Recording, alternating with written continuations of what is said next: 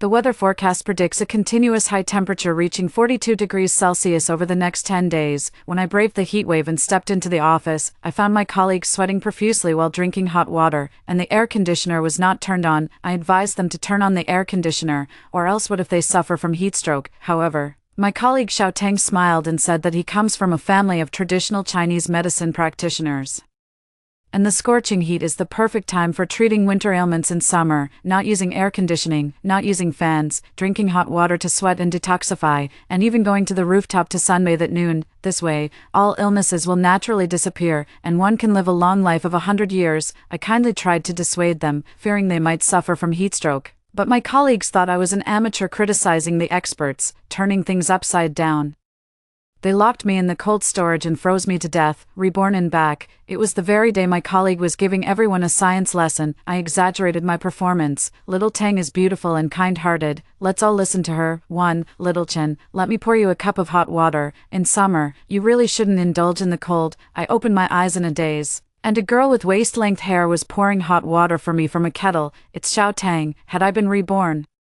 Before I died in my previous life, the bone-chilling cold still lingered in my heart. In this office without air conditioning, I suddenly shivered. Xiao Tang, thank you. These past few days, I've felt much better with the soreness in my shoulders. Sisterly across from her raised her water cup and thanked Xiao Tang. In her previous life, just like today, she poured hot water for her colleagues, persuading us not to turn on the air conditioning or use fans. Xiao Tang said she comes from a family with a long tradition of Chinese medicine, with deep-rooted family knowledge. Since childhood, her grandfather told her that using air conditioning or fans in the summer could allow wind pathogens to enter the body, leaving behind health issues. He also mentioned a term called treating winter diseases in summer. She never gets sick because she expels all the toxins through the hot sweat she produces during the hottest days of summer, thereby preventing winter illnesses. From the first day Little Tang started working, the office air conditioner has never been turned on again, with temperatures above 40 degrees Celsius for 2 consecutive weeks and no air conditioning every day. Our office also has floor-to-ceiling windows. After the sun comes out, it feels like a steamer. The ice maker and air conditioning fans provided by the company have also been stored away in the warehouse. Even the direct drinking water dispenser was turned off, because Xiao Tang said the tap water was not clean. She then had the company purchase a brand of bottled water she recommended. A small bucket of this water costs 88 yuan, claiming to be purified through special technology. Drinking hot water boiled from this water can kill bacteria. Several older sisters in the office deeply believed her words, and the other few guys, because she was pretty, also followed her every word. But I felt she was going a bit too far. Each department has a limited budget, and with so many people in our office, we go through 1 or 2 barrels of water every day. It's just too wasteful. Another day of high temperatures, and I couldn't take it anymore, so I turned on all the air conditioners. The cool breeze had just brushed against my face when Xiao Tang turned them off. What are you doing? I'm sweating all over. Xiao Chen, how can you be so selfish? Didn't I already say it? I told you sweating is detoxifying. Back and forth like this, I got into an argument with Xiao Tang. Later, Xiao Tang complained to 2 other male colleagues about my supposed wrongdoing, and to defend her, they actually locked me in the materials storage freezer. Since you like it cool, go inside and cool off. As a woman, I couldn't overpower 2 men, and the freezer door was locked right before my eyes, through the thick iron door. I faintly heard, "Are you treating Sister Chen like this?" Could something happen to her? I don't think she meant to do it on purpose, nor did she genuinely disregard everyone's health. Her mournful voice carried a faint hint of smugness. It's fine, there's a cold weather suit inside. She's not stupid, she'll put it on herself. We'll let her out in a little while, a male colleague assured her, but no matter how thoroughly I searched inside, I couldn't find the so-called cold weather suit, because of the 40-degree heat. I was only wearing a sleeveless tank top and long pants. The -24-degree temperature inside the freezer coated my eyebrows and hair with a layer of white frost, and before long, my lips turned purple from the cold. After work, everyone forgot about me, and I froze to death in the freezer. It wasn't until the next day when someone came to retrieve materials that they found me, already stiff all over. The way I died in my past life was too tragic. Just recalling it makes me tremble with fear. I took the hot water in front of me and took a small sip. Thank you, Xiao Tang. You're not only beautiful but also kind-hearted. You even introduced such good water to us. Where did you buy it? I'd like to order some for my home too. I, who had always been quite skeptical of Xiao Tang's approach, was so cooperative today. She gave me a suspicious glance but was ultimately swayed by the money. We're all colleagues, so I'll give you a discount, 68 yuan per barrel. Just give me your address, and I'll have someone deliver it to you. Yeah, why didn't I think of that? I need to order some for my home too. You're all ordering, then I should order some for my parents too. They deserve to enjoy something this good. Me too. I'll order a few barrels as well. Xiao Tang happily collected addresses and initiated a group payment in the work chat. In no time, the entire office had placed their orders. She entered the procurement director's office with a small notebook in hand. In my previous life, I had suspected that she and the procurement director were secretly involved. Now, witnessing her enter the office and lock the door firsthand has only confirmed this suspicion. Gathering my thoughts, I also went to the convenience store downstairs and bought a small fan. I placed it under my desk, secretly blowing it toward myself. I couldn't afford to actually get heat stroke. Just after sitting down, a new girl from the adjacent workstation walked over, wiping sweat with oil-absorbing sheets as she spoke. Miss Chin, look at how much I'm sweating. Shall I turn on the air conditioning for our 2 rows? I glanced at her. This intern, He Huan, had asked me the same question in my previous life, but when I turned on the air conditioning and was criticized by everyone, she never spoke a word in my defense. Xiao Tang has already said that turning on the air conditioning is harmful and offers no benefits. Didn't we manage just fine without it before? Upon hearing this, Sisterly cut in directly. You young people are just too pampered. Can't you overcome such a small difficulty? A calm mind naturally brings coolness. Don't you understand? He Huan was left speechless and looked at me for help, with beads of sweat covering her forehead. All right, all right. Wipe your sweat. Sisterly is right. A calm mind naturally brings coolness. Go back and focus on your work. I pulled out a few tissues for her and persuaded her to return. Just sat back at my workstation when the boss suddenly came to our floor, frowning as soon as he walked in. It's really hot on this floor. Isn't the air conditioning on? Where's Old Sue? I just tried the internal line and couldn't get through. Is he not in the office? Old Sue is the procurement director. The boss walked step by step to his office, and in just a few meters, dressed in a suit and tie, he was already sweating profusely on the back of his neck from the heat. As he passed by me, the boss casually grabbed a folder to fan himself. Turn on the air conditioning. The company isn't short on the electricity bill for you all. Yes, yes, turning it on right away, right away. The colleagues who usually brainwash Xiao Tang cannot go against the boss's wishes either. The office, which had been hot for a long time, finally welcomed a wave of coolness. I glanced around and noticed many people quietly sighing in relief. It seems some people are still afraid of the heat, but they have never stood up to oppose Xiao Tang. This is the workplace. No one dares to offend the boss's favorite, even if what she says makes little sense. Hopefully, the boss's statement this time will put an end to Xiao Tang's ridiculous health regimen farce.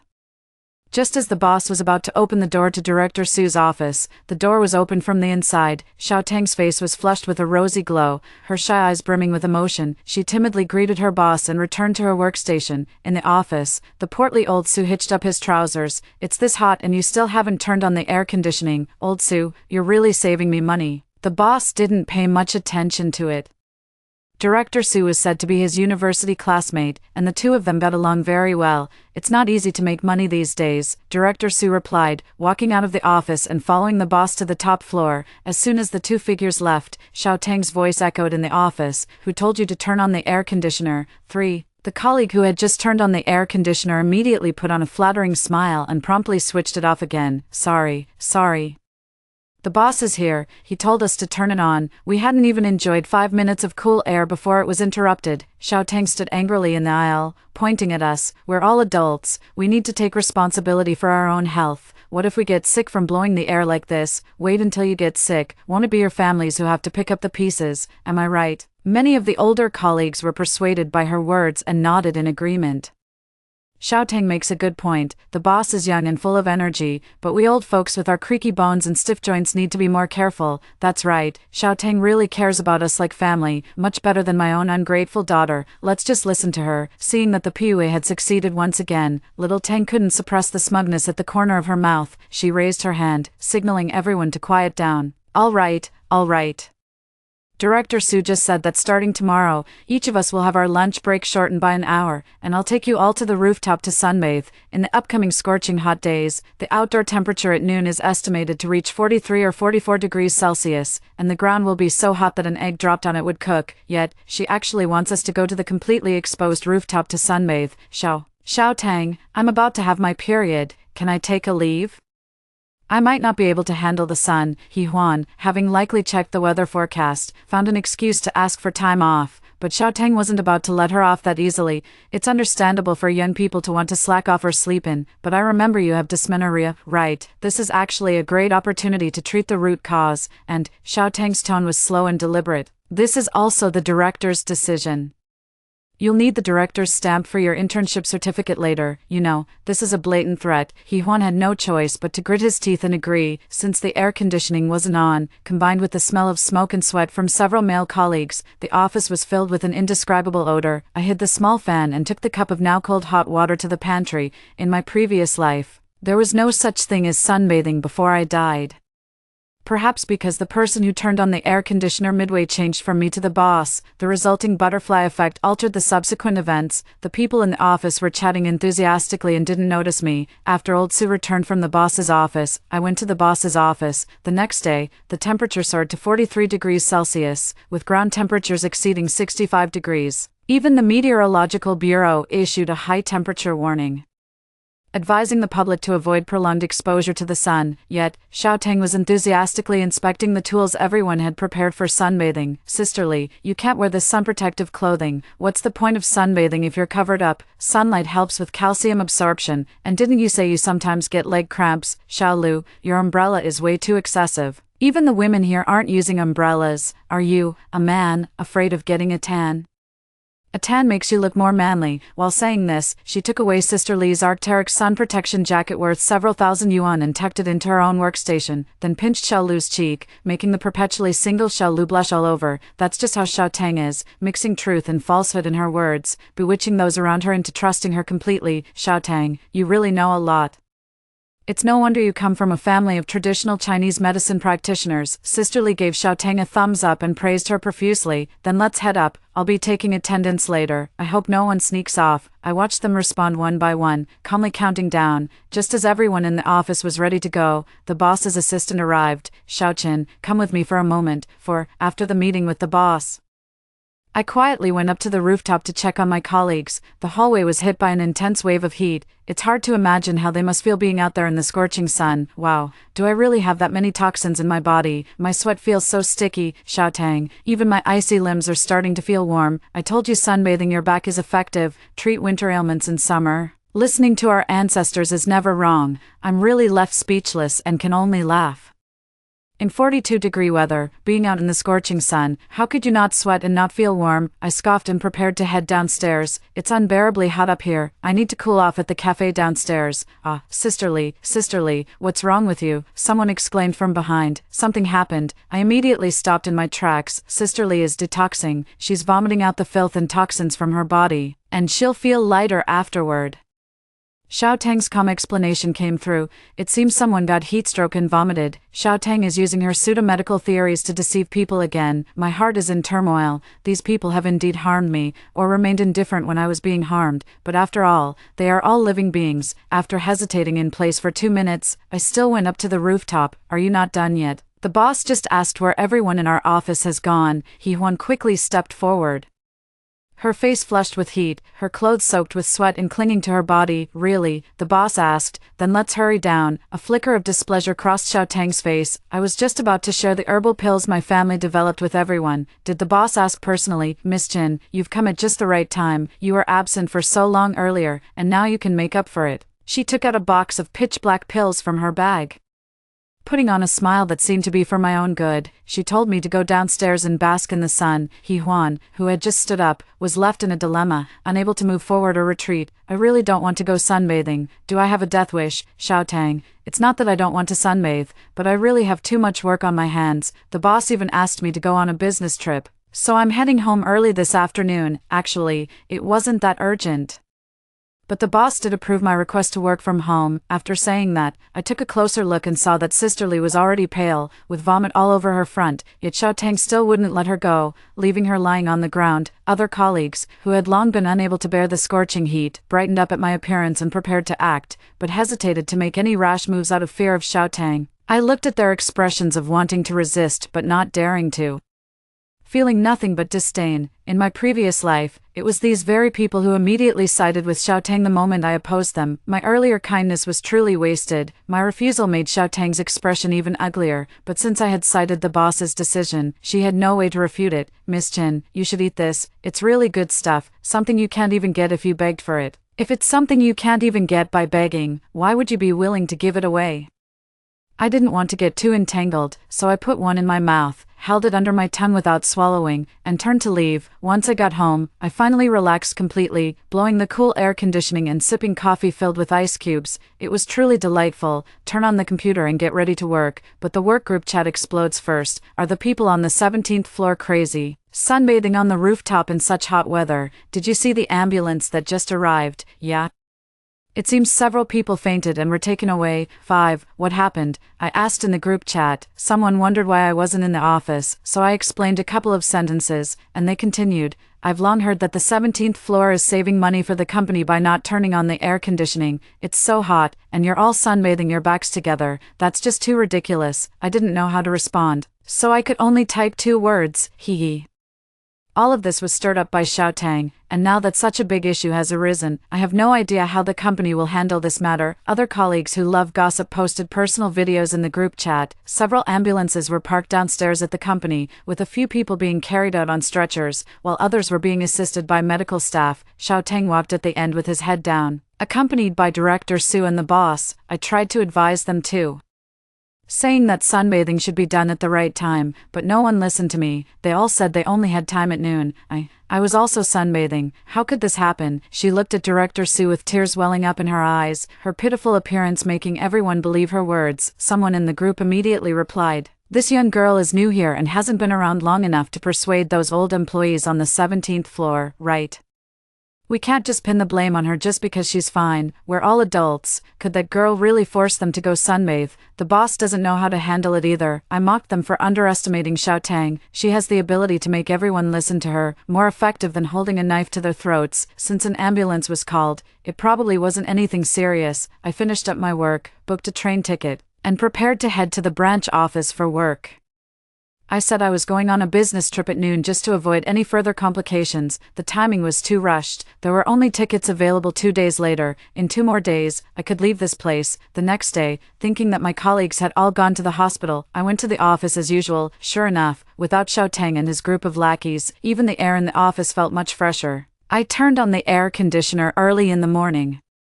The brand name unit the boss generously installed cools down very quickly, and within half an hour, it was incredibly cool. Oh, I knew it was you, Sister Chen. Xiaotang had also arrived at the company at some point, and when she called out to me, there was a hint of gritted teeth in her tone. I ignored her and continued with my work. I never expected that she would rush over, snatch my keyboard out, and slam it down hard. All our colleagues are in the hospital, and Sister Li and Xiaowu are still fighting for their lives. How can you still have the heart to work? She accused me through tears, as if I were the one who had sent them to the hospital. I frowned, wanting to argue back. It's not my fault, but before I could finish, she cut me off.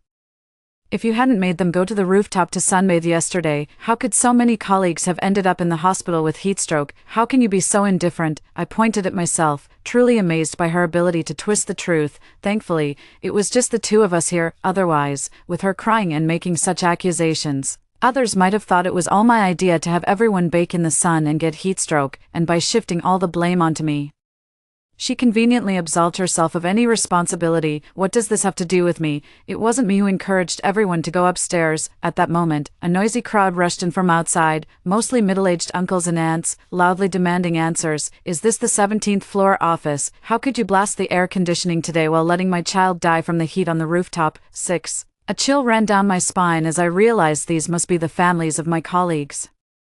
They've come to the company in a group to cause trouble like this. Could it be that someone really died because of it? Was it you, or you? Both of you are fine, so it must be one of you who caused it. A group of family members grew agitated and rushed forward, trying to grab me and Xiaotang. Fortunately, the security guards who arrived later intervened, forming a human wall hand in hand to shield us behind them. But before I could even catch my breath, Xiaotang started crying and shouting again.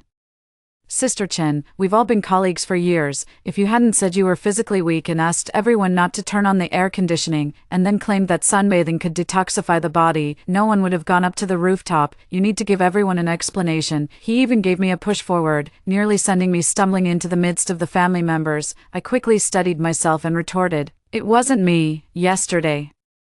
I had business at the general manager's office, otherwise I would have been sunbathing on the rooftop too. It was clearly you," but Xiao Tang didn't let me finish. "If it wasn't you, then who is it? It was clearly you. It was clearly you who said there was just enough time at noon for everyone to go up and sunbathe, but you were afraid of the sun yourself and used the excuse that the general manager needed you to run away. Later, when Sister Li felt unwell, you didn't call an ambulance for her in time. Instead, you delayed upstairs. If it wasn't you, why weren't you at the company yesterday? Wasn't it because you had a guilty conscience and ran away first?" I was caught off guard by her relentless barrage of questions, but Xiao Tang suddenly knelt down before me, pleading, "Sister Chen, I beg you, just admit it. So many people have suffered because of you, and some have even died because of your mistakes." After saying this, she collapsed to the ground, crying as if she were about to faint. My head was spinning, but the terrifying, almost predatory looks from the family members, who seemed ready to tear me apart, were too much to bear. The family members repeatedly charged at the security guards in front of them, but the guards were outnumbered. Soon, the emotionally agitated family members broke through the guards' blockade. They rushed forward, grabbed my hair, and slapped me to the ground. My mouth filled with the taste of iron, and before I could even resist, the parents, whose emotions had been stirred up by Xiao Tang and were now uncontrollable, came forward one after another, kicking and punching me. I could only curl up my body as tightly as possible to avoid further harm. I don't know how many punches and kicks I endured before Director Su and the boss finally arrived with the police. "Stop it, all of you. This is a brawl, and you'll all be arrested." I was finally rescued by the police from the crowd. By then, my body was covered in bruises and wounds. I was helped up by 2 female police officers and finally had a chance to speak. "Officer, it wasn't me who caused this for everyone. It's Xiao Tang. She usually relies on her relationship with Director Su to demand that we don't turn on the air conditioning, and none of us dare to argue. The water purchased for our office is also homemade by Xiao Tang's family, and it's extremely expensive. She claims it's good for our health, and many people in the office have ordered it for their homes. The day before yesterday, she even suggested that everyone sunbathe. I tried to stop it midway, but no one listened to me. I never expected that a colleague would lose their life because of it." After hearing me out, little Tang showed no fear at all and spoke to me in a sarcastic tone. "Now that everyone is unconscious, of course you can say whatever you want. It's all my fault for not stopping you. I'm sorry to all of you. I can't go on living either." With that, she closed her eyes and charged toward the load-bearing column in the office. 7. Director Su, with his large belly, blocked her way, his face full of pity. "Xiao Tang, it's not your fault. How can you blame yourself? Your family's homemade water is a heritage from a family of traditional Chinese medicine practitioners. It's a good thing. Besides, you didn't force anyone to buy it. Everyone purchased it voluntarily. How can it be your fault?" "Right," Xiao Tang cried like a pear blossom drenched in rain, and as she listened to Director Su's comforting words, she unhesitatingly collapsed into his arms, weeping. "Woo-woo. I just feel sorry for everyone. Why am I fine when I was also out in the sun for the whole noon yesterday?" Director Su turned to look at me with a disapproving and reproachful expression. "Xiao Chen, you're also a veteran at the company.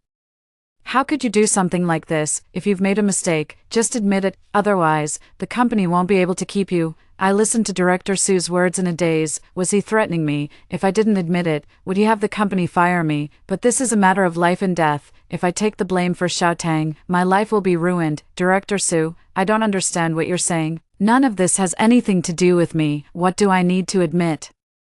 Director Su clearly didn't expect me to refute his words and angrily scolded me. "How can you be so unreasonable? Woman, Xiao Tang is still young, with so many possibilities ahead of her. She's already filled with guilt. Why can't you be a little braver?" I feel like I just heard a joke. He's telling me to be braver, brave enough to take the blame for his little lover, who caused a colleague's death. Am I not young? Do I not have a bright future ahead of me? Xiao Tang wiped away her tears, walked over to me, and said to the 2 female police officers, "Officers, may I speak with Sister Chen alone?" The female officers exchanged glances. I also wanted to hear what Xiao Tang had to say, so I nodded, dragging my aching body. I followed Xiao Tang into the nearby meeting room. "Sister Chen, You should just admit it. As soon as she entered the door, her expression changed. The pitiful look from just moments ago turned into something detestable. Admit to what? It was you who forbade turning on the air conditioner, you who persuaded everyone to buy water, and later, it was also your idea to sunbathe. She leaned in close and whispered, even if it wasn't you, so what? Do you think that once our colleagues come to their senses,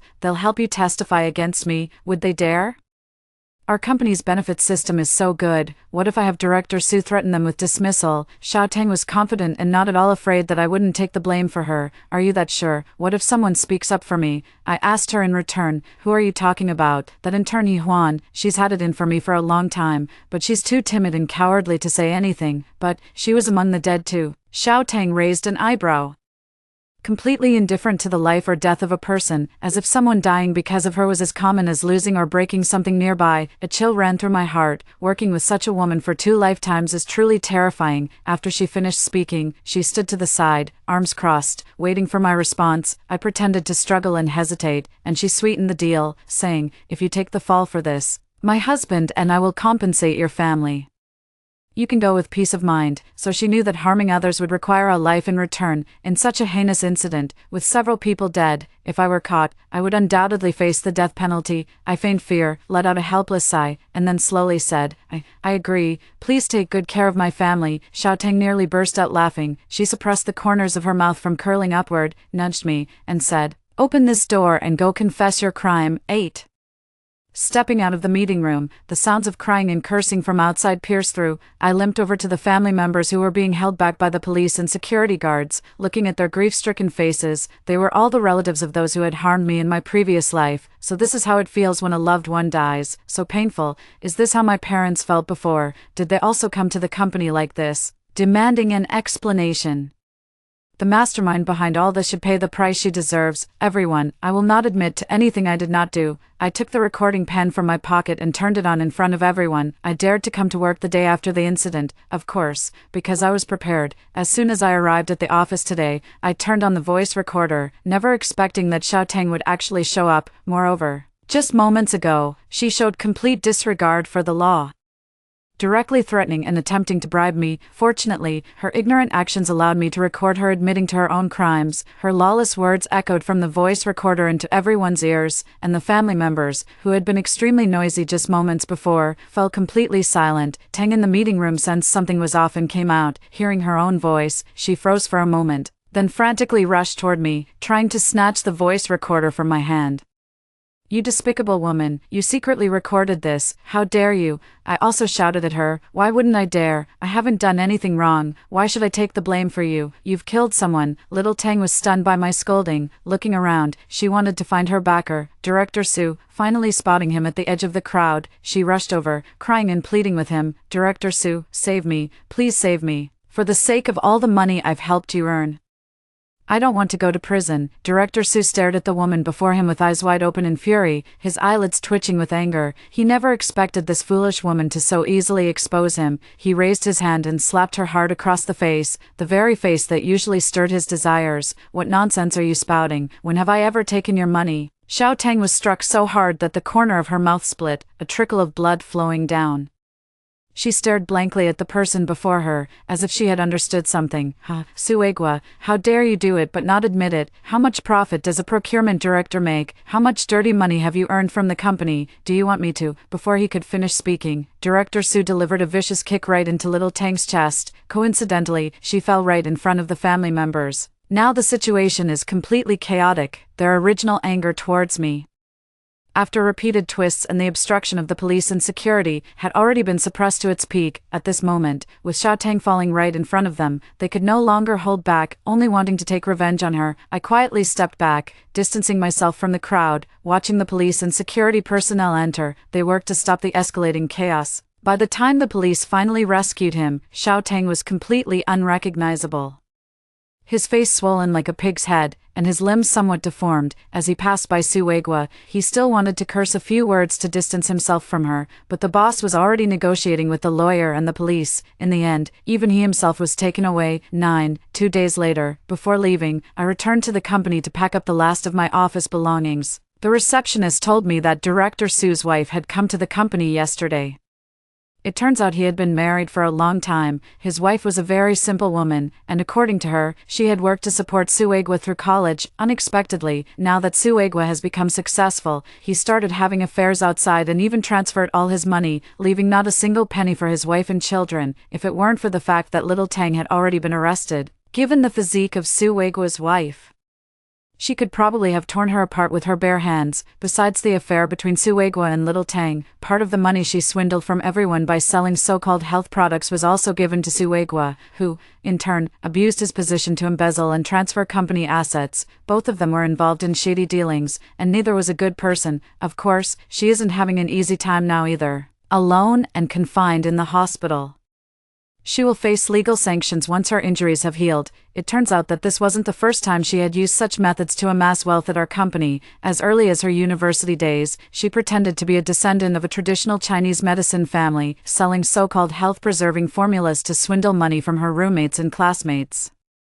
However, most students were afraid of causing trouble, and the amounts scammed were relatively small, so no one pursued the matter. After hearing their outcomes, the wounds from a few days ago still ache faintly on my body. For those colleagues who are still alive, as well as the families of those who have passed away, I can only express my sympathy. What they experienced is exactly what my family and I went through in our previous lives. After tidying up, I chatted with the boss for a few words.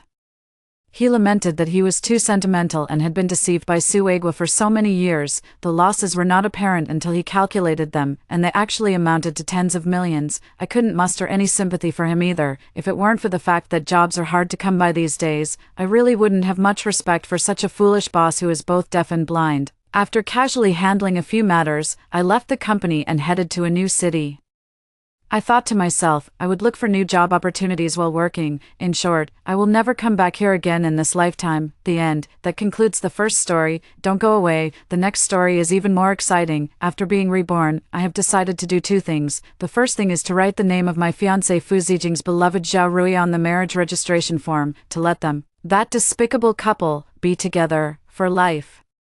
The second thing is to take all my savings and go south to start a business. In my previous life, Fu Zijing, out of pity for his childhood sweetheart Zhao Rui, secretly gave her the money I had saved up over 5 years of hard work for our wedding, so she could buy a house. More than 20 years later, Zhao Rui became a multi-millionaire thanks to the demolition and compensation for that house. Meanwhile, I lived in a dilapidated, drafty house in the countryside.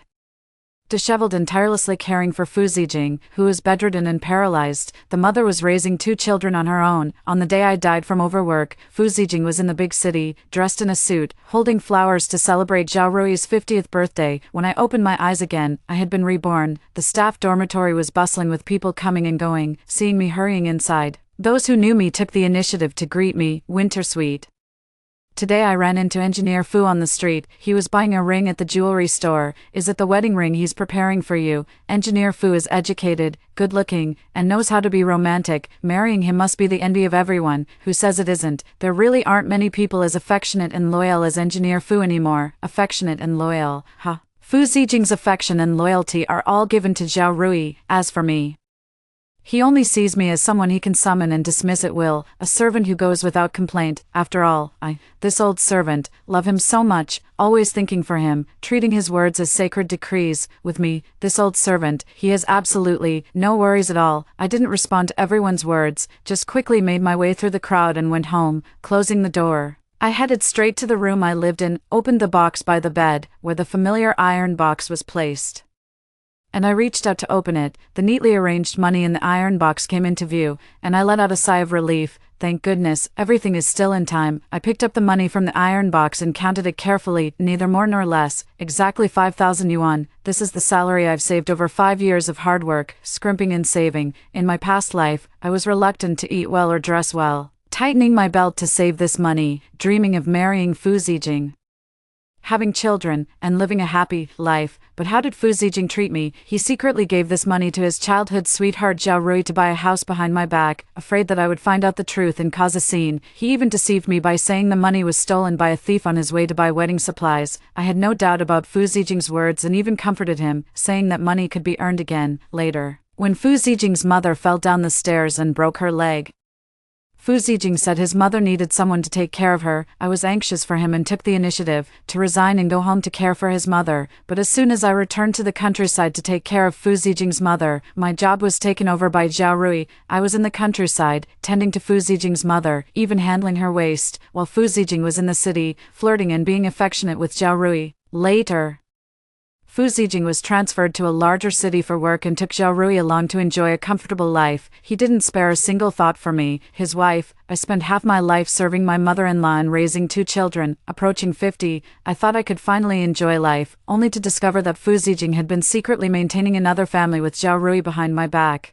If Zhao Rui hadn't returned later to sell the house and proudly told me the truth, I would have never known Fu Zijing's true face until the day I died. Now that I know the truth, I will not marry Fu Zijing in this lifetime. I will take my money and leave this place. I took the money out of the iron box, put it on my person, and walked out the door. Since you plan to do business in the south, you should first check the train tickets. I headed straight to the train station and saw Fu Zijing and Zhao Rui walking side by side intimately, carrying large and small bags from a shop along the way. Come out. Seeing Fu Zijing and Zhao Rui, I slipped into the nearby store to avoid them. Little did I expect that these two would actually follow me inside. Fu Zijing was accompanying Zhao Rui to shop. His eyes were completely fixed on her, and he didn't notice me at all. The two of them were selecting items at a counter some distance away from me. As they browsed, Zhao Rui asked Fu Zijing in a sweet, coquettish tone, "Brother Fu, if you give Sister Lamei's job to me, will she agree?" Didn't my job only become available for Zhao Rui after I resigned when Fu Zijing's mother broke her leg? Could it be that in the previous life, Fu Zijing had already planned for me to resign so that Zhao Rui could take over my job? I was utterly shocked and turned my gaze toward Fu Zijing. Fu Zijing's usually icy face wore a gentle smile, and his voice was exceptionally soft. "She has no choice but to agree. Just relax.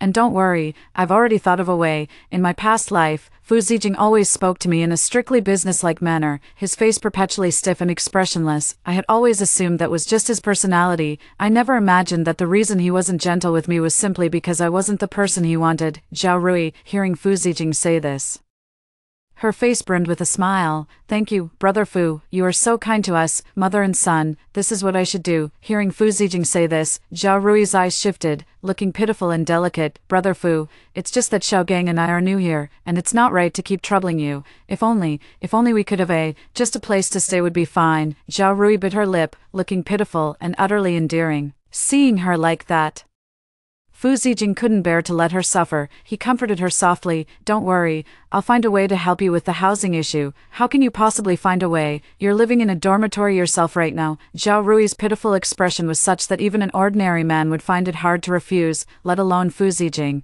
who already liked her. Fu Zijing thought for a moment and finally spoke up. "I've already made arrangements for the house." Lamei's father was a long-time worker at the factory. Since he passed away due to work-related reasons, the factory leadership decided to offer a 3-bedroom apartment at a low price, giving Lamei priority to purchase it. "I've made up my mind. That apartment will be yours to buy." The delight in Zhao Rui's eyes was impossible to conceal. "Really? But Sister Lamei probably wouldn't agree, would she?" "Just don't tell her," Fu Zijing replied lightly. This doesn't seem quite right, does it?"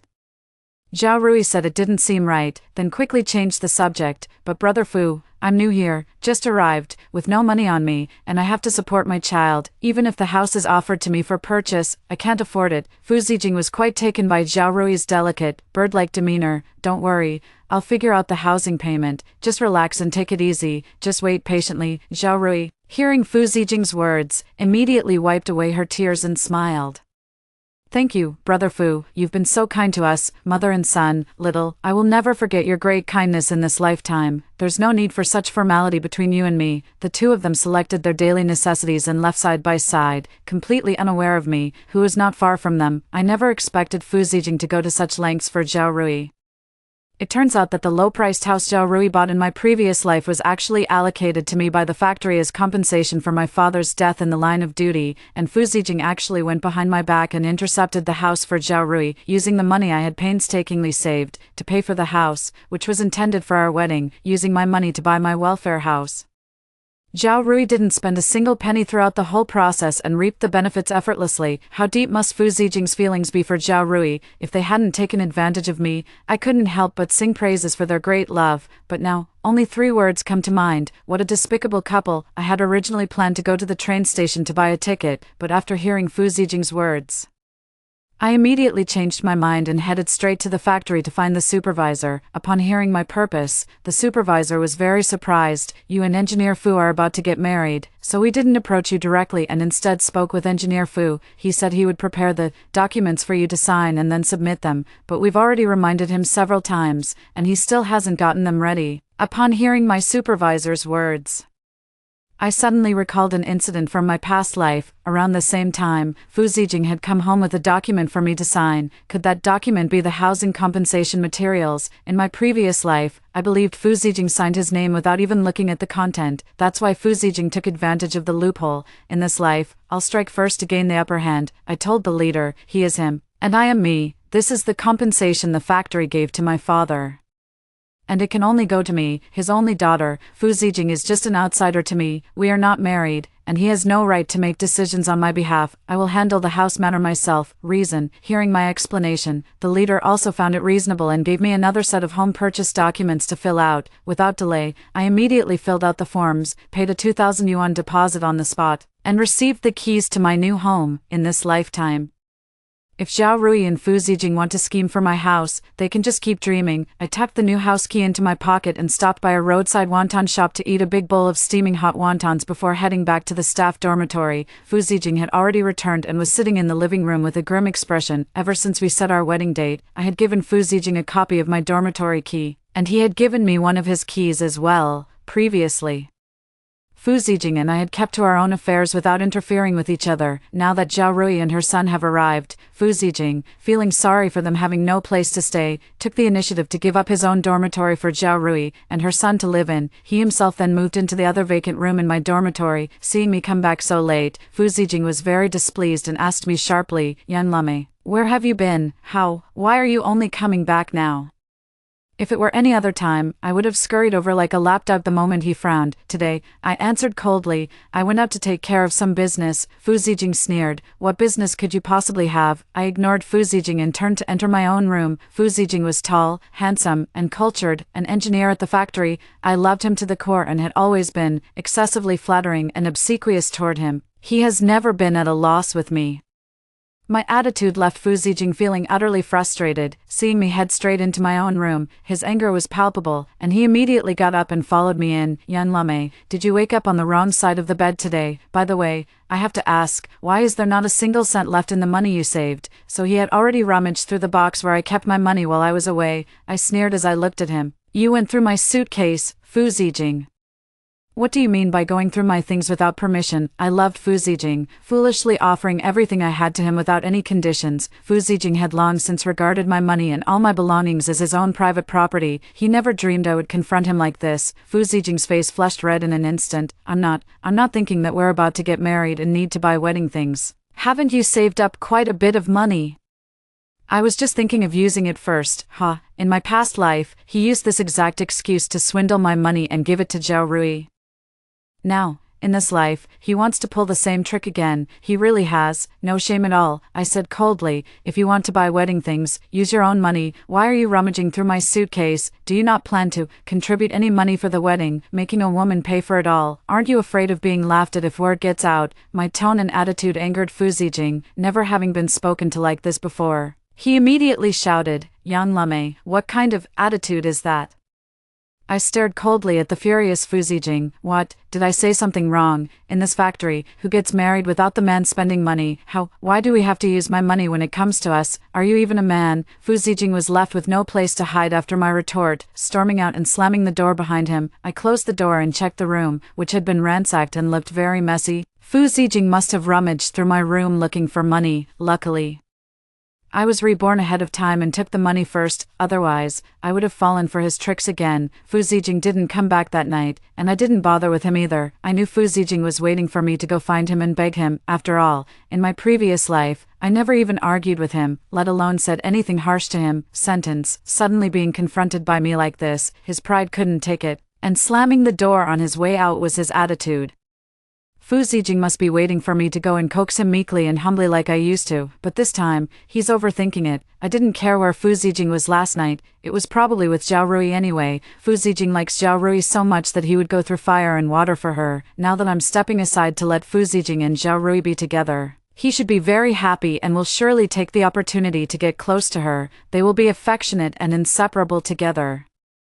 I just thought wrong. The next morning, Fu Zijing actually came back on his own. Fu Zijing brought breakfast, steamed buns, fried dough sticks, and soy milk. They were steaming hot on the table. When I came out after washing up, he actually greeted me with a smile. "Lame, breakfast is ready. Not eating would be a waste." So I sat down at the dining table, picked up a steamed bun, and started eating. Fu Zijing had been sizing me up the whole time.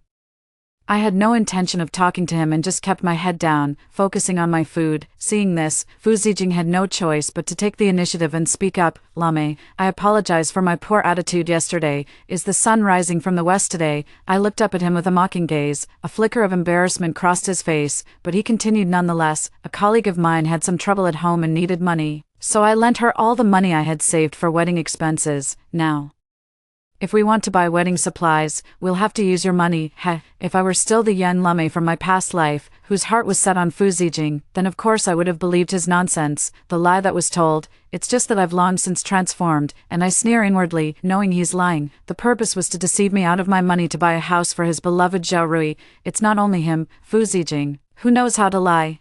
Yan Lame, can do it too. I swallowed the bun and took a big gulp of soy milk, my face immediately showing a sorrowful expression. I was in a bad mood yesterday, but there was a reason for it. When I went shopping yesterday, my money was stolen, so What? Fu Zijing stood up, losing his composure. The excuse I used was the same one he had lied to me with in my previous life. In my past life, I chose to believe his lie, but in this life, Fu Zijing looked at me with a skeptical expression. He didn't believe my words. But he couldn't find any reason to suspect me either. After all, I had always been obedient to him and treated him like a god. Fu Zijing didn't believe I would lie to him. Without a way to get money from me, he couldn't buy a house for Zhao Rui. In this day and age, with a monthly salary of just over 100 yuan, 2,000 yuan was no small amount, and borrowing it on short notice was impossible. So much money. Fu Zijing angrily slammed the door and stormed out once again. I paid no attention to Fu Zijing's helpless rage. After having breakfast, I went to the factory. I planned to leave this place and head south to do business, so naturally, I no longer wanted this job. I won't let Fu Zijing and Zhao Rui, that despicable couple, get any advantage either. I planned to give up my job in exchange for a sum of money. The factory's performance is still quite good now, and there are plenty of people eager to take over a job in exchange for money. Hearing that I intend to give up my job, several people who wanted the position approached me to inquire about the price. The price I asked for wasn't high, and I finally reached an agreement with the person. The other party was planning to change jobs for his wife, but he didn't have the money on hand. He had to go back and discuss it with his wife and then borrow some more money. After setting a time with the other party, I returned to my residence in high spirits. I had just sat down and taken a sip of water when Zhao Rui came over. Zhao Rui deliberately came to provoke me, swaying her slender waist as she walked up to me, showing off as she told me, "Sister Lame, yesterday Brother Fu spent the whole day with me helping me buy things I needed. I didn't bring any money, so he used his salary to pay for everything. He even said that since I'm new here and don't have money to live on, he'll give me half of his salary to use in the future." These were the same words Zhao Rui had said to me in my previous life. I trembled with anger, scolding Zhao Rui for being shameless and causing a scene with Fu Zijing. In the end, I gained nothing good. Instead, I only made Fu Zijing grow more and more tired of me. This time around, Zhao Rui is pulling the same trick again, and I have no reaction to it. My gaze falls on Zhao Rui, and I notice that the brand new clothes she is wearing look very familiar. Isn't this the outfit I bought in preparation for the wedding? When did Zhao Rui take my clothes away? Seeing that I ignored her provocation and just stared at the clothes she was wearing, Zhao Rui's expression grew even more smug. Knowing that I didn't bring many clothes with me, Brother Fu felt sorry for me and gave me your new clothes. "You really shouldn't be unhappy." I looked coldly at Zhao Rui. "It's fine. My clothes were bought with my own money. Fu Zijing gave them to you without my consent." "Yes, taking without asking is stealing. I will ask him for the money myself." Zhao Rui snorted at my words. "Stop pretending. Do you dare ask Brother Fu for money? With the way you look, who would marry you? You're lucky to have Brother Fu, believe it or not. I can make him break up with you right now. Does Fu Zijing really listen to you like that? What are you to him?" I sneered in response. Zhao Rui was left speechless by my question, somewhat flustered and angry. "Don't you know what I am to him? If it weren't for my parents forcing me to marry back then, I would have definitely married Brother Fu, and it wouldn't be your turn. Is that so? So after your husband died, you sought out Fu Zijing, planning to rekindle your old flame with him?" With no outsiders around, Zhao Rui had no fear. Yes, it's exactly what you think. Looking at her shameless face, I couldn't help but laugh. You two lovebirds are truly devoted to each other, aren't you? If you like Fu Zijing, I'll give him to you. Get out. Get as far away as possible. Don't come back to disgust me. Zhao Rui didn't expect me to be like a completely different person. She didn't achieve her goal and glared at me with eyes wide open. You just wait. I'm waiting. Isn't it just that after your man died, you set your sights on Fu Zijing and saw him as an easy target? You want money, you want my job, and you even want my house. If Fu Zijing had nothing, would you still be acting all sweet and coquettish with him? Let me tell you, you want to. None of this has anything to do with me. Fu Zijing, you can just take it. I don't care. Yan Lame, will never let my hard-earned money and house become stepping stones for you two shameless lovers. Zhao Rui, having been exposed by my words, glared at me with eyes blazing with anger. Having gained nothing from the encounter, she was about to leave, but as soon as she turned her head and saw the person walking into the courtyard, she immediately changed her mind. The resentment and venom on her face vanished instantly, replaced by a pitiful, tearful look. Covering her face, she sobbed mournfully, Sister Lame, you've misunderstood me and Brother Fu. We're just like siblings. We're definitely not the kind of relationship you're talking about. As soon as she finished speaking, tears streamed down her face. I didn't even need to look to know that Fu Zijing had returned. Sure enough, Fu Zijing quickly appeared at the door. Seeing Zhao Rui in this state, Fu Zijing felt heartbroken and, without asking for an explanation, shouted at me angrily, Yan Lame, what have you done again? Sister Lame said I was only after your money. She doesn't want to give me the job, nor does she want to let me have the house. She even slandered me, saying our relationship is improper. Zhao Rui spilled all the words I wanted to say to Fu Zijing like pouring beans out of a bamboo tube. I heard that Zhao Rui even took the initiative to mention matters related to work and housing. Fu Zijing's expression was extremely unpleasant. He had never intended to expose his dark thoughts in front of me. Now, having his thoughts so blatantly exposed left him utterly humiliated. After feeling ashamed and angry, Fu Zijing roared at me in a furious rage. Yan Lame, you've gone too far. Apologize to Rui. I had long known that Fu Zijing was cruel, heartless, and unrighteous toward me, and I had long known that he had been using me all along. Even so, I still felt my eyes well up with tears at his blind favoritism toward Zhao Rui without even asking for the facts. A lifetime of love, a lifetime of devotion, a lifetime of wasted years, all for such a man. I really don't deserve this. I feel sorrow and shed tears for the ignorance and pity of my past self. Seeing my eyes redden, Fu Zijing was somewhat taken aback, then gestured awkwardly for Zhao Rui to leave. After Zhao Rui left, he closed the door and sat down opposite me. Lame, let's have a good talk. I wiped the tears from the corner of my eyes and looked at him coldly. Fu Zijing took the rare initiative to explain. Lame, Rui and I have no relationship at all. We are completely innocent. I just feel sorry for Rui. You know how pitiful her current situation is. Her husband is gone, and she has to raise a child. I just want to help her.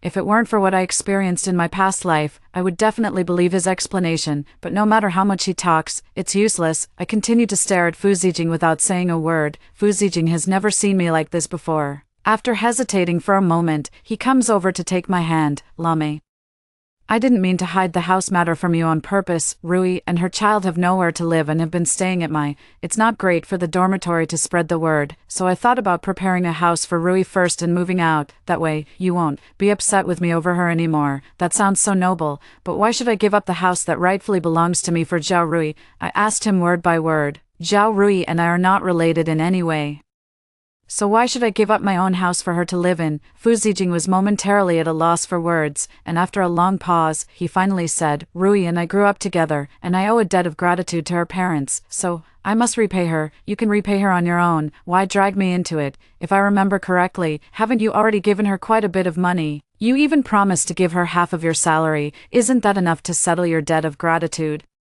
Human relationships aren't as simple as just repaying a debt. Let's help Rui this once, okay? I'm begging you. No. I rejected Fu Zijing's request, unexpectedly. My stubbornness angered Fu Zijing. We're about to get married. Husband and wife are one, and the husband guides the wife. You must listen to me. What if I don't listen? If you don't listen to me and don't give up the house to Rui and her child, then don't even think about marrying me.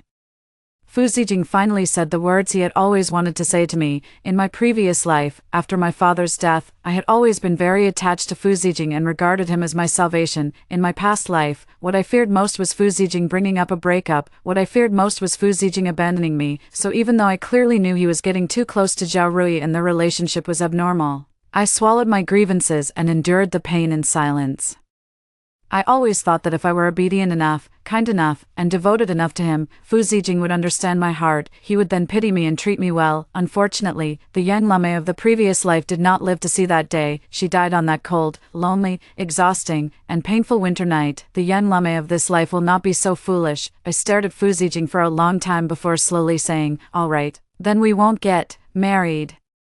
Fu Zijing didn't expect me to say that and was momentarily at a loss, looking at me in a fluster. I stared coldly at Fu Zijing. "Since we're not getting married anymore, you don't need to stay at my place. Please move your things out immediately." Fu Zijing looked at me with a face full of astonishment, his expression as if his brain had short-circuited. It's no wonder Fu Zijing was so shocked and stunned. In her previous life, Yan Lame would never have spoken to him like this or kicked him out. Yan Lame gave her life for him. Since we've torn off all pretense of cordiality, I don't want to stay under the same roof with this heartless man for even a minute. I threw all of Fu Zijing's belongings out of the room and hurled them at his feet. The shock and disbelief on Fu Zijing's face turned into panic. He realized I wasn't joking. I was truly determined to drive him away. Fu Zijing fled in a panic. After speaking with Fu Zijing to this extent, given his pride and self-respect, I thought it was over between him and me. I just underestimated Fu Zijing's determination to help Zhao Rui. He was willing to do anything for the woman he loved, including threatening and slandering me to force me into submission. 3 days later, after I bought my train ticket heading south and returned, ready to sell off my job to the person I had negotiated with and leave, something suddenly happened. An incident occurred. I ran into Zhao Rui's son, Xiao Jiang, in the courtyard. When Xiao Jiang saw me, he charged at me with a look of hatred. I didn't know what he intended to do, so I instinctively stepped aside. Xiao Jiang fell to the ground with a heavy thud, his head hitting the floor and soon bleeding profusely. Without thinking, I instinctively reached out to pull him, but that jerk actually grabbed my hand and bit it. A heavy sigh, the pain made me fling him away with force, and Xiao Jiang fell to the ground once again. He let out an earth-shattering scream, crying out, "Yan Lame is hitting someone." As Xiao Jiang's piercing cry rang out, Zhao Rui immediately rushed over. Without even bothering with Xiao Jiang, she grabbed my hand and said, "Yan Lame, what right do you have to hit someone?" Zhao Rui screamed, cried, and accused me, while Xiao Jiang tightly clung to my leg. When colleagues from the past saw this scene, they all rushed over to ask what happened. Zhao Rui and her son kept insisting that I had hit someone. At the time of the incident, there were no other people around, only Xiao Jiang. Everyone's gaze toward me changed, and Zhao Rui cried out sharply, demanding to send me to the police station. I naturally denied everything I hadn't done, and just as the commotion was escalating, Fu Zijing appeared. Fu Zijing stopped Zhao Rui, who was about to call the police to arrest me. He said he would handle the matter and wanted to have a good talk with me. By now, I probably understood the purpose behind Fu Zijing and Zhao Rui, mother and son, conspiring to frame me. Sure enough, the first thing Fu Zijing said to me was, "Xiao Gang's injury has both eyewitnesses and physical evidence. You can't get away with it. The police will definitely arrest you." I quietly watched Fu Zijing.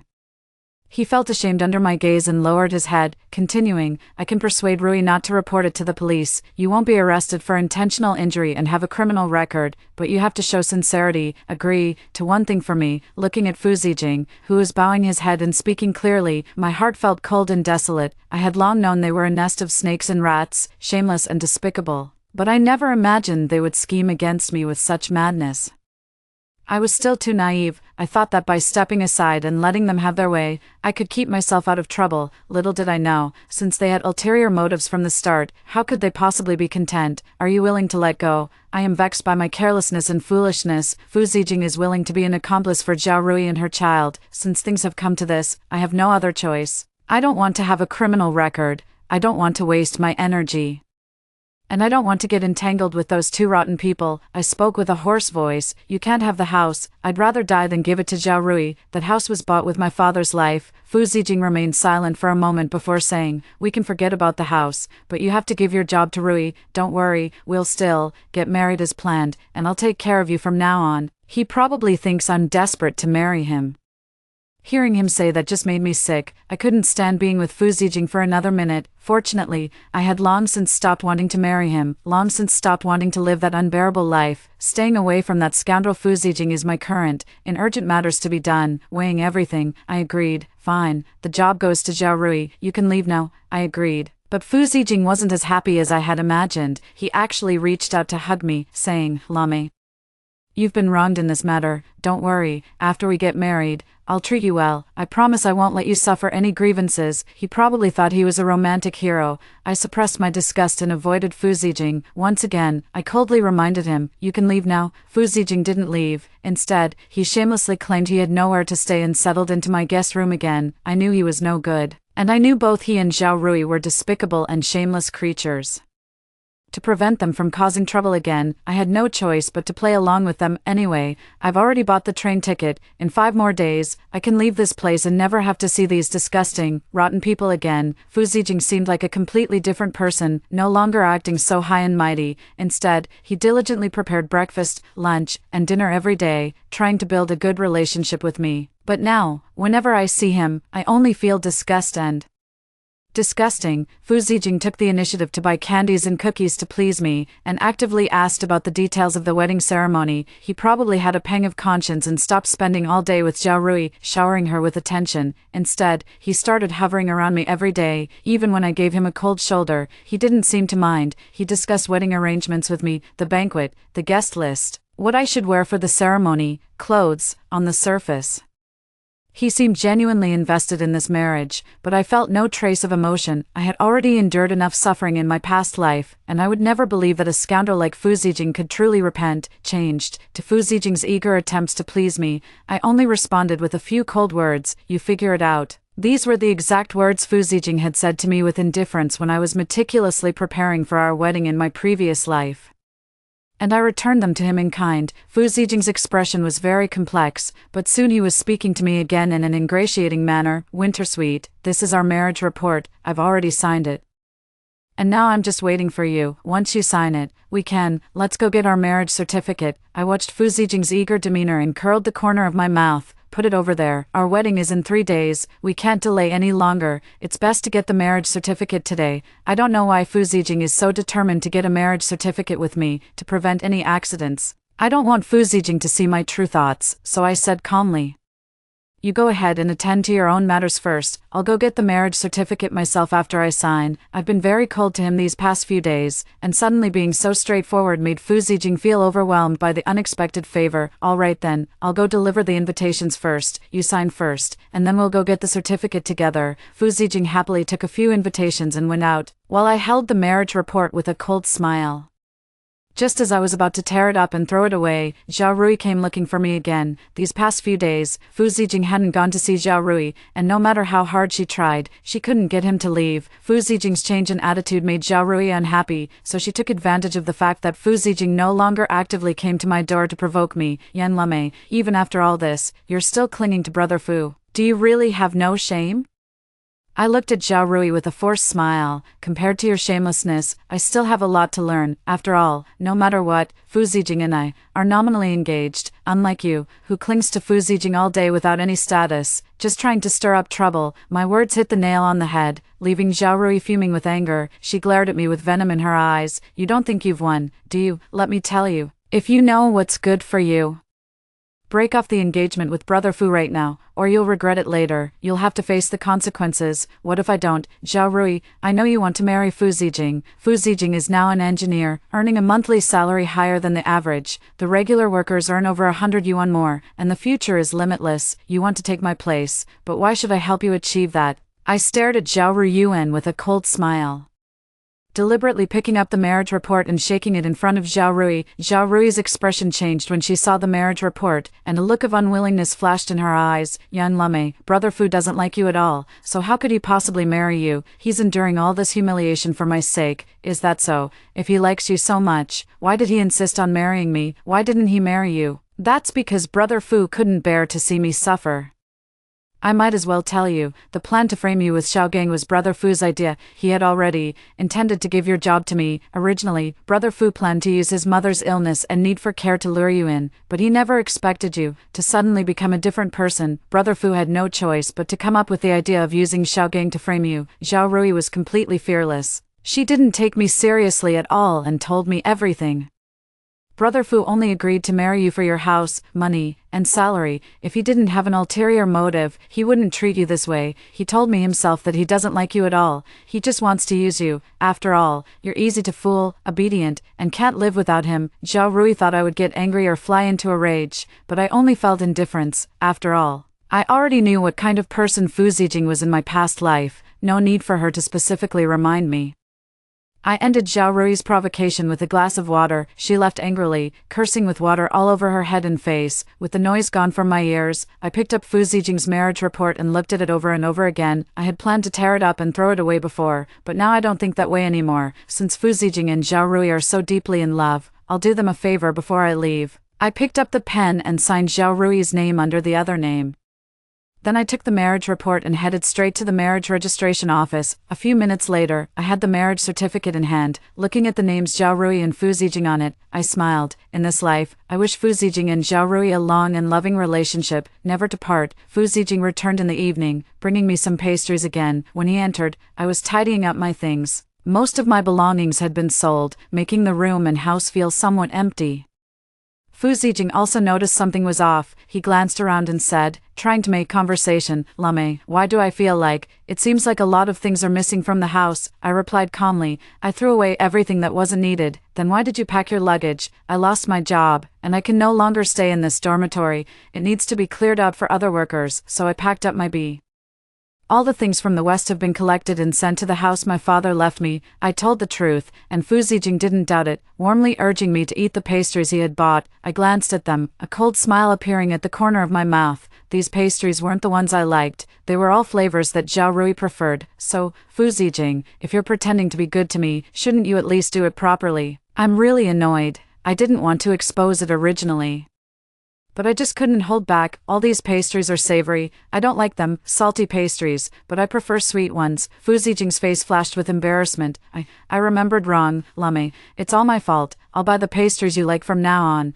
I didn't make a sound, turned around, and went into the house. Seeing my cold attitude, a hurt expression flashed across Fu Zijing's face. He took the initiative to ask about the marriage report. "Lame, have you signed the marriage report?" "I've signed it, and I've also gotten the marriage certificate back." Hearing me say that, Fu Zijing breathed a sigh of relief. "The marriage certificate, let me see it." "There's nothing interesting about it. I've put it away at the bottom of a box, and it would be a hassle to dig it out." Fu Zijing seemed to believe my explanation and happily went to prepare dinner. Dinner was quite lavish, with both fish and meat. Just as Fu Zijing and I picked up our bowls, there came a rapid knocking at the door from outside. Accompanying the knock on the door was Zhao Rui's voice. "Brother Fu." Xiao Jing suddenly started vomiting nonstop. "Please come take a look." I kept my head down and continued eating without any reaction, while Fu Zijing stopped his chopsticks and looked at me, instead of rushing out immediately and without a second thought as he used to.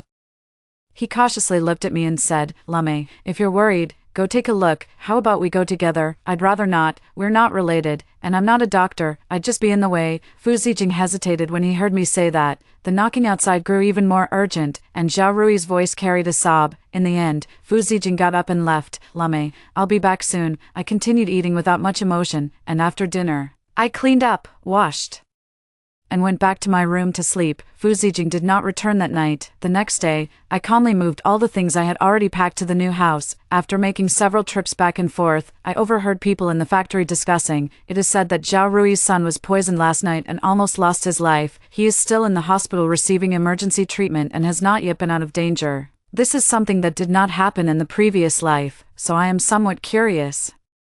Why did Xiao Jing get poisoned? Although curious, I didn't dwell on it too much, as it had nothing to do with me anyway. It took about a day to move everything. Fu Zijing returned the following evening, and I was sitting alone at the dining table having dinner. When I saw him come back, I didn't even look up and continued eating. He walked over to the dining table and sat down. "Xiao Jing has been poisoned, and it's quite serious. Rui is very scared all alone, so I stayed at the hospital to keep her company." I impatiently cut him off. "Can you not tell me about other people's affairs?" "I don't care and I'm not interested." Fu Zijing was left speechless by my retort, and after a long pause, he said, "Lame, are you angry?" "No, there's nothing to be angry about when it comes to irrelevant matters." Fu Zijing still wanted to say something, but I had already stood up, collected the bowls and chopsticks, and headed to the kitchen. He stood in the middle of the room, his gaze heavy as he watched me. I didn't give him any response and went straight back to the bedroom. I was leaving tomorrow, but I calmly washed up, lay down on the bed, and prepared to rest. The door was knocked. I grew impatient. "What is it, Wintersweet? Open the door. I have something to give you." I opened the door, and Fu Zijing was standing there holding a red box. He handed me the box, his face full of anticipation. "Open it and see." I opened it without much emotion and found, to my surprise, a gold ring. This ring never appeared before me in my past life, but I remember its shape. It was in the shape of a plum blossom, very delicate and beautiful. In my past life, when Zhao Rui became successful and returned to sell the house, she wore it on her finger when she met me. At that time, Zhao Rui looked like a noblewoman, adorned with jewels and radiance, while I was haggard and withered. Zhao Rui raised her finger to show me the ring on her hand, pointing, "This is the wedding ring Zijing bought for me." I clearly remember my suffocation, anger, and despair at that time. So why is this ring appearing before me now? I felt no joy at all, only disgust. I looked at Fu Zijing and said word by word, "What do you mean?" Fu Zijing explained with a smile, "This is the wedding ring I bought for you. Try it on and see if it fits." I didn't try it on, just coldly closed the box. Seeing my indifferent attitude, Fu Zijing's expression turned gloomy. Not wanting to cause any complications before I left, I added lightly, "Since it's a wedding ring, let's wait until the wedding to wear it. After all, we should value the sense of ceremony." Upon hearing this, Fu Zijing's face instantly lit up with a smile. "All right then, I'll keep it safe for now and put it on you at the wedding tomorrow." "Wedding? There won't be a wedding for us. Tomorrow's wedding will proceed as usual." But the bride is not me, it's Zhao Rui. After all, Zhao Rui and Fu Zijing are now legally recognized as a legitimate couple. Moreover, I know that Zhao Rui won't allow the wedding to go smoothly. After all, while Fu Zijing was busy helping her at the hospital, Zhao Rui still found time to go back home once. She stopped me and said venomously she would not let me marry Fu Zijing. Tomorrow's wedding would not proceed normally. She would not spare any cost to prevent the wedding from taking place. Zhao Rui thought I would care about her threat, but I just coldly said 3 words to her, "As you wish." The night passed quickly, and the next morning Zhao Rui came to see Fu Zijing again, still using her son Xiao Jing's situation. Fu Zijing was in a difficult position. "I'm getting married today." Zhao Rui fell to her knees and refused to leave the doorway. "Brother Fu, it was you who told me to bring the child here to seek refuge with you. You promised to treat us mother and son well. Now Xiao Jing's life is uncertain, yet you're about to hold a wedding. How can you face his mother and son like this?" Zhao Rui wailed and called Fu Zijing away. As he followed her, he glanced back at me, standing coldly at the door. "Wintersweet, I'll be right back. You wait. The wedding will proceed as usual." I didn't speak, just gave a meaningful smile. Fu Zijing thought I had agreed. I watched his and Zhao Rui's hurried backs and uttered a sentence. "Fu Zijing, never. See you again." I took out Fu Zijing and Zhao Rui's marriage certificate and placed it on the table. Then, I picked up a pen and wrote a letter for Fu Zijing on the paper. "I'm leaving, Fu Zijing. I wish you and Zhao Rui a long and loving relationship." Putting down the pen and paper, I grabbed my luggage and headed straight for the train station. I entered the train station an hour early to wait, as time ticked by minute. Finally, the ticket check began, and I carried my luggage.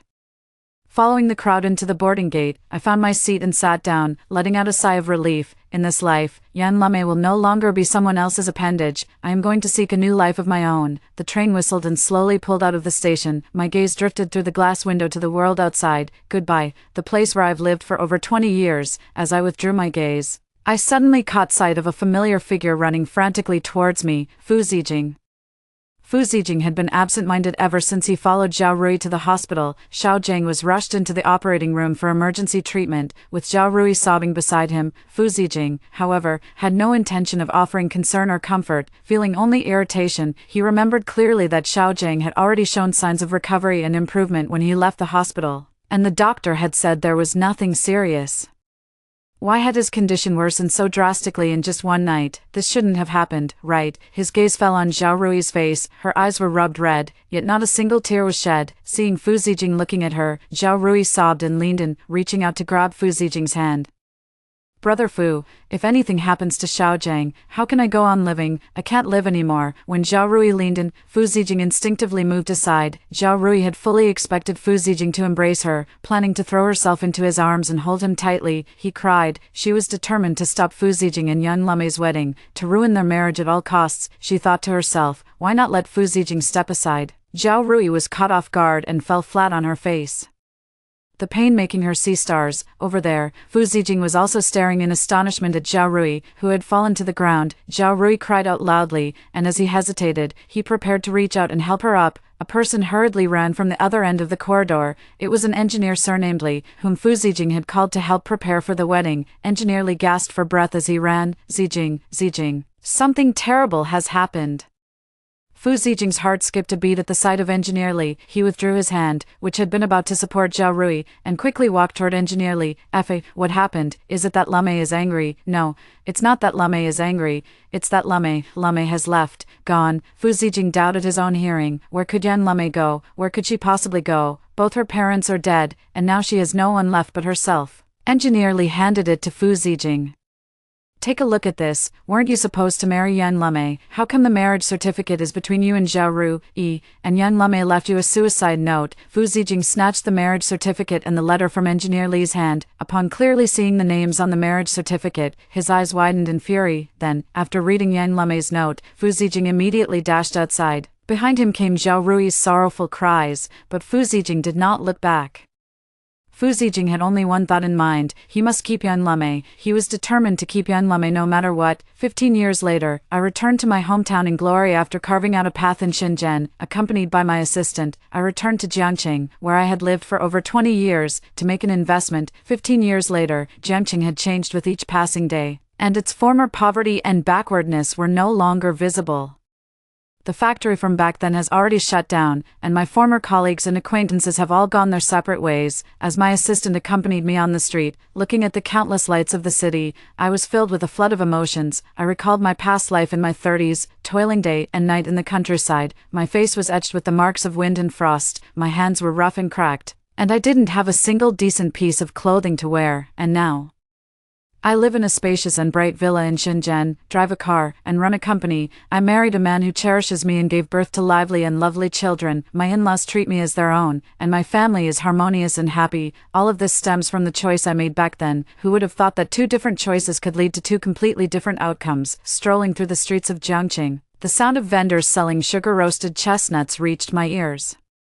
I turned my head, and my assistant had already understood my intention and called out to the man selling sugar-roasted chestnuts. The middle-aged man selling sugar-roasted chestnuts was dressed in a thick cotton coat, with one foot slightly disabled. He greeted my assistant with an ingratiating smile, and his familiar Jiangqing accent made me feel a sense of warmth. I took the initiative to ask, "Old man, you've lived here for quite a few years, haven't you?" "Yes, I'm a native of Jiangqing.